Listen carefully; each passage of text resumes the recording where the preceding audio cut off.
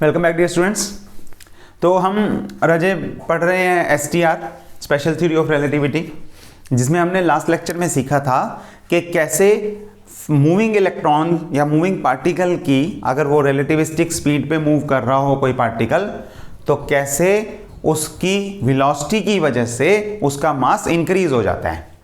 ठीक है, उसका मास इंक्रीज हो जाता है। क्या रिलेशन सीखा था उसमें हमने सीखा था रिलेशन m जो है, अगर m नॉट रेस्ट मास है तो m जो होगा that will be equal to m not upon 1 minus v square by c square under root. ठीक है, this is gamma factor actually, है ना, बताया हुआ है ना। तो ये गामा लॉरेंस फैक्टर है, तो ये ऐसे भी आप लिख सकते हो, m is equal to gamma m not. ठीक है, आज हम सीखेंगे मास एनर्जी इक्विवेलेंस। आइंस्टाइन के अकॉर्डिंग एक रिलेशन है मास और एनर्जी के बीच में, which means mass can be converted into energy, energy can be converted into the mass. ठीक है, ये ऐसे ही है जैसे हमारे कोई एक बहुत हाई अमाउंट ऑफ एनर्जी है जो कि एनर्जी से कन्वर्ट होके एकदम से बॉडी की फॉर्म ले लेते हैं। जैसे भगवान प्रकट हो गए, बोलते हैं ना कि प्रकट हो गए। प्रकट कैसे हुए कि वो एनर्जी जो है वो मास में कन्वर्ट हो गई, बॉडी बन गई, मास बन गई, और एकदम से गायब हो गया कोई। गायब होने का मतलब क्या है, आप ऐसे ले सकते हो कि वो बहुत सारा मास था जो कि एकदम से क्या हो गया, एनर्जी में कन्वर्ट हो गया।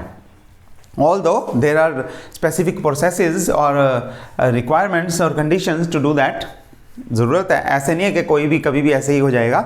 ठीक है, उसके लिए बहुत ज़रूरत होती है, जो बेसिक लॉज ऑफ नेचर हैं वो फॉलो करने ही पड़ते हैं, और वो ऐसे नहीं है। तो पार्टिकल एंटी पार्टिकल क्रिएशन होती है, और पार्टिकल और एंटी पार्टिकल मिलके, मास और एंटी मास मिलके आपस में एनर्जी में कन्वर्ट होते हैं। लेकिन it can be converted, the thing is it can be converted into from one form to another।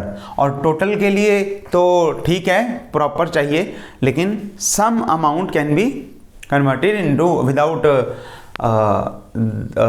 lots of conditions। ठीक है, तो यहाँ पे हमने जो पढ़ना है वो पढ़ना है कि मास और एनर्जी में अब रिलेशन क्या है, क्या इक्विवेलेंस है उन दोनों के बीच। तो आइंस्टाइन इक्वेशन है वो देखते हैं हम।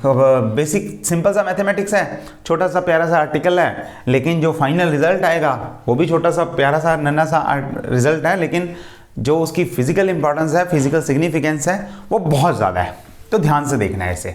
ठीक, तो हमें वर्क एनर्जी थ्योरम से पता है, वर्क एनर्जी थ्योरम से कि इंक्रीज इन काइनेटिक एनर्जी क्या होता है, वर्क डन, और वर्क डन होता है फोर्स इनटू स्मॉल डिस्प्लेसमेंट। ठीक है, तो अगर आपको कोई स्मॉल डिस्प्लेसमेंट से पार्टिकल मूव करना है, फोर्स F लगाई आपने, स्मॉल डिस्टेंस dx से वो मूव हुआ, तो उसमें आपने जो वर्क डन किया वो कितना हुआ, जितना उसका इनिशियल काइनेटिक एनर्जी से फाइनल काइनेटिक एनर्जी तक में एनर्जी डिफरेंस है। तो increase in kinetic energy is basically the amount of work done, वो लिख लिया हमने। ठीक, अगर आप यहाँ पे F को लिखो, F को हम Newton's second law of motion से लिखेंगे, which is dp by dt, और F is equal to m में मत लिख लेना, यहाँ पे it is dp by dt, और P कितना होगा, P will be equal to mv, है ना, यहीं से m में आता है। अब होता क्या है, जब आप लोअर क्लासेस में पढ़ रहे थे तो m was a constant, constant होगा तो हम m को बाहर निकाल लेंगे, m को बाहर निकाल लेंगे तो it will become dv by dt, that is acceleration. पर यहाँ ऐसा नहीं करना, here m is not a constant, m जो है वो वेरिएबल है ना, चेंज कर रहा है, वेलोसिटी के साथ मास भी चेंज हो रहा है। तो हम इसे लिखेंगे कंप्लीट फॉर्म में, विच इज m बाहर dv बाई dt और प्लस v बाहर dm बाई dt। मास में चेंज भी लेना है और वेलोसिटी में चेंज भी लेना है, प्रोडक्ट रूल लगाना है डिफरेंशिएशन का। इसी रूल में जब मास कांस्टेंट होगा तो ये जीरो हो जाएगा, तो वो F is equal to m में बन जाता है। ठीक है, अच्छा अब F को क्या करना है, dx से मल्टीप्लाई। तो देखो dt किसके इक्वल है, F इंटू dx। तो जो F का वैल्यू आया उसे हम लिख लेते हैं dv by dt into dx, इसके साथ भी होगा, plus v dm by dt into x dx, इसके साथ भी होगा। है ना। और अब एक और काम करो, अब एक काम करो कि dx बाई डी टी को अलग ले लो और यहां से भी dx बाई डी टी को अलग ले लो, और dx by D T is velocity, है ना। तो पुट कर दो, तो ये हो गया mass into velocity into dv, mv/dv, ठीक हो गया। प्लस ये कितना हो गया v into D x by D T is v square हो गया, v स्क्वायर इंटू dm, देखो v स्क्वायर इंटू dm। तो हमारे पास चेंज इन काइनेटिक एनर्जी कितना आ गया, इतना आ गया। चल जाएगा काम, सिंपल है। ओके, अब एक एक्सप्रेशन को देखते हैं। हमने m का एक्सप्रेशन लिखा है m not upon under root 1 minus v square by c square. तो ऐसा करते हैं कि इस टर्म को उधर ले जाते हैं और स्क्वायर कर देते हैं, तो ये हो जाएगा m square 1 minus v square by c square is equal to m not square. चलेगा, इसका भी स्क्वायर, इसका भी स्क्वायर, इसका भी स्क्वायर, इसके स्क्वायर से अंडर रूट कट गया और ये अपॉन की जगह यहां ले आए। और एलसीएम भी ले लो, एलसीएम ले लोगे तो ये 1 minus v square by c square की जगह हो जाएगा c square minus v square upon c square. Simple चल रहा है, स्मूथ है, ठीक है। ओके, तो ये एक्सप्रेशन क्या बन गया हमारे पास, सी स्क्वायर उधर ले जाएंगे तो ये एक्सप्रेशन बन गया m square c square minus m square v square is equal to m not square c square. देखो पहुंच गए यहां तक, सिंपल मैथ्स है। ओके, अब डेरिवेटिव ले लो। वहां पे हमने एक्सप्रेशन में देखा था डेरिवेटिव था ना, डेरिवेटिव v का भी था m का भी था, यहां पे भी डेरिवेटिव ले लो। ओके, डेरिवेटिव लो तो m स्क्वायर का डेरिवेटिव क्या आएगा, वहां नहीं लिखता, यहां लिखता हूं, m स्क्वायर का डेरिवेटिव 2mdm, ये हो गया m स्क्वायर का डेरिवेटिव। c स्क्वायर का डेरिवेटिव क्या आएगा, 0, यानी कि c स्क्वायर कांस्टेंट है, वो ही बाहर ही रहेगा और बाकी का डेरिवेटिव हमने लिख लिया। ओके, अब दूसरी टर्म में m भी वेरिएबल है और v भी वेरिएबल है, तो प्रोडक्ट रूल लगाना पड़ेगा। तो पहली बार आप लिखोगे m स्क्वायर का derivative 2mdm v square as it is minus m square as it is और v स्क्वायर का डेरिवेटिव 2v dv, ठीक है, चलेगा। ओके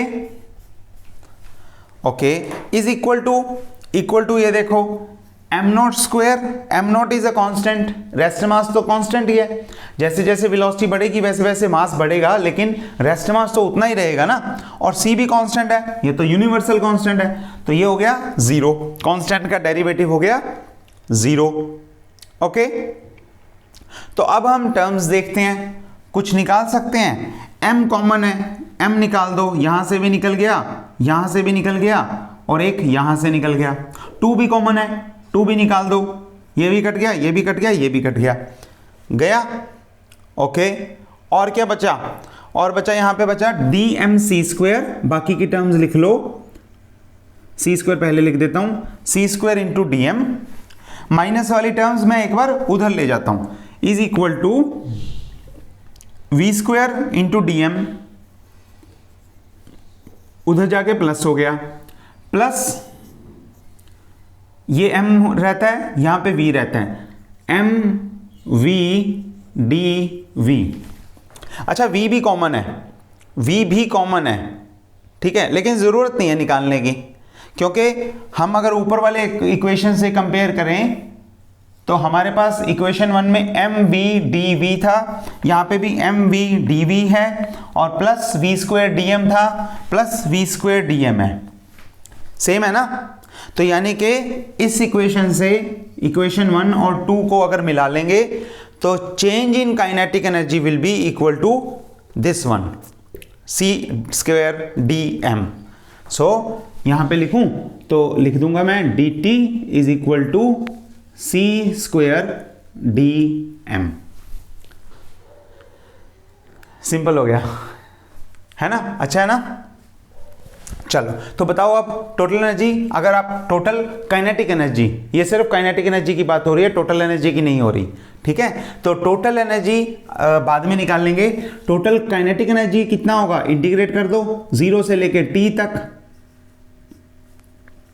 और c² और dm का इंटीग्रेशन। dm का इंटीग्रेशन क्या होगा, मास कहां से कहां तक जा रहा है, रेस्ट मास था m0, जब बॉडी रेस्ट पे थी वेलोसिटी 0 थी, काइनेटिक एनर्जी 0 थी, उस टाइम पे उसका मास कितना था m0, और जब वो मूव कर रही है v वेलोसिटी से तो मास कितना है m।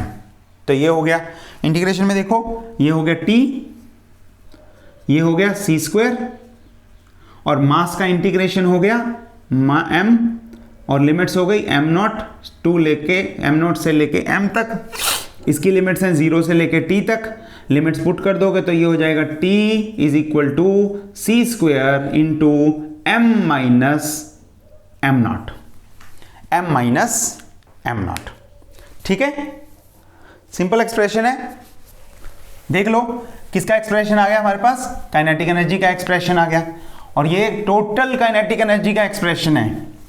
मोशन में जो एनर्जी है वो ये है, equal to T is equal to kinetic energy is equal to mc² minus m0c²। और अगर आपको टोटल एनर्जी निकालनी हो, टोटल एनर्जी, तो आप क्या करोगे, आप काइनेटिक एनर्जी में एक एनर्जी ऐड करोगे, वो कौन सी होगी, वो होगी rest mass energy. Rest mass energy तो वो कितनी होती है m0c²। देखो रिलेशन आ गया ना एनर्जी में, तो energy is equal to kinetic energy which is mc² minus m0c² plus rest mass energy which is m0c²। ये कट गए तो टोटल एनर्जी हमारे पास आ गई mc²। m क्या है यहां पे, रेस्ट मास वाला, ध्यान रहे, चलेगा काम, ठीक हो गया। So this is a very very very important relation that E is equal to mc², E is equal to mc², ठीक है। अगर हम पुराने वाला रिलेशन देखें ना काइनेटिक एनर्जी का, तो वो भी आते हैं उस पर। अब देखो काइनेटिक एनर्जी कैसी आई है, mc² माइनस m0c² आई है ना। इसमें से अगर हम m को पुट कर दें, which is m0 upon √1 minus v² by c² into c² minus m0c², ठीक है, ये हो जाएगा। अब m0c² कॉमन निकाल लो, m0c² कॉमन, तो ये बन जाएगा 1 minus v² upon c² power minus half. ये ध्यान रखना रजे, ये वाला स्टेप देख लो, it is very important. So 1 minus v² की पावर कितनी है, हाफ, अपॉन में, तो जब m0c² बाहर निकल गया तो ये 1 अपॉन दिस ऊपर लाके हमने लिखा, तो पावर कितनी हो जाएगी, हाफ से माइनस हाफ हो जाएगी, ओके, और -1 दूसरे फैक्टर में से तो सारा ही कॉमन निकल गया तो 1 हो गया। अब यहां पे आप बाइनोमियल लगा दो, यहां पे आप बाइनोमियल लगा दो, कितना आ जाएगा, बाइनोमियल लगाओगे तो ये हो जाएगा m0c², और बाइनोमियल लगा के आएगा 1 प्लस, आपको फॉर्मूला तो पता ही होगा, 1 प्लस x पावर n कितना होता है, 1 plus nx plus n minus 1 by factorial 2x², ऐसे होता है ना। तो यहां पे 1 plus n x minus v² by c², और प्लस वाली टर्म्स मैं लिख नहीं रहा। क्यों नहीं लिख रहा, क्योंकि प्लस वाली टर्म्स इसलिए नहीं लिख रहा क्योंकि v बाय c जब छोटा होगा तो v² बाय c² तो वो तो नेग्लेक्ट हो ही सकता है, लेकिन v पावर 4 और c power 4, v upon c power 4, अगली टर्म में क्या आएगा, v² अपॉन c² का स्क्वायर, वो तो बहुत ही ज़्यादा छोटा हो जाएगा और उसे तो नेग्लेक्ट कर ही सकते हैं, ठीक है, तो ये वाली टर्म हम आगे वाली टर्म्स नहीं लिखते हैं, ये नेगलेक्ट हो जाएगी। ये क्यों नहीं नेगलेक्ट हो रही वो भी बताऊंगा। ये भी नेगलेक्ट होगी जब v अपॉन c छोटा होगा, तो नॉन रिलेटिविस्टिक केस में ये भी नेगलेक्ट होगी, पर यहां नहीं नेगलेक्ट होगी। क्यों नहीं नेगलेक्ट होगी अभी पता लग जाएगा। लेकिन आगे वाली टर्म्स तो सारी गई, और उसके बाद -1 लिखा हुआ है, वो -1 हमने एज इट इज लिख दिया, और इस 1 से इस 1 को काट दो, तो ये टर्म बच गई जिसमें माइनस माइनस प्लस हो गया, और ये c स्क्वायर से ये c स्क्वायर कट गया, इसलिए नहीं नेगलेक्ट की थी। क्यों? क्योंकि बाहर भी एक सी स्क्वायर है, तो v square upon c square तक की पावर वो झेल सकता है सी स्क्वायर कैंसिल करके, ठीक है। And rest of the factor is 1/2 m not v square, यानी कि half m v square, half m v square. तो जब भी नॉन रिलेटिविस्टिक में वेलोसिटी बहुत ही कम होती है सी के मुकाबले में, when velocity is very very small as compared to c velocity of light, तो हम इसको ही काउंट कर लेते हैं काइनेटिक एनर्जी, वो वाला रिलेशन नहीं लेते। लेकिन जनरल रिलेशन अगर आपने देखना हो, it should be followed as mc square minus m not c square, total energy minus rest mass energy. So this is the formula for kinetic energy and this is the formula for total energy. Total energy में ये mass है of a moving particle which is equal to gamma times of m naught. देख लो, clear है, simple है ना। So this was the mass energy equivalence. Important है, questions भी आ जाते हैं अच्छे से, पूछ सकते हो आराम से, और आपको यहाँ से ये बेसिक डेरिवेशन भी आ जाती है कभी। तो यहाँ तक करके आना, मिलते हैं अगली क्लास में। कोई डाउट हो तो पूछ सकते हो, कमेंट्स वगैरह में डाल देना, और ग्रुप में डाल सकते हो, कमेंट्स में डाल सकते हो, ईमेल कर सकते हो, फ़ोन करके पूछ सकते हो, जैसे भी आपको लगे मन, ठीक। तो हम मिलते हैं अगली क्लास में, तब तक के लिए take care, keep on working and take care of your health. Thank you.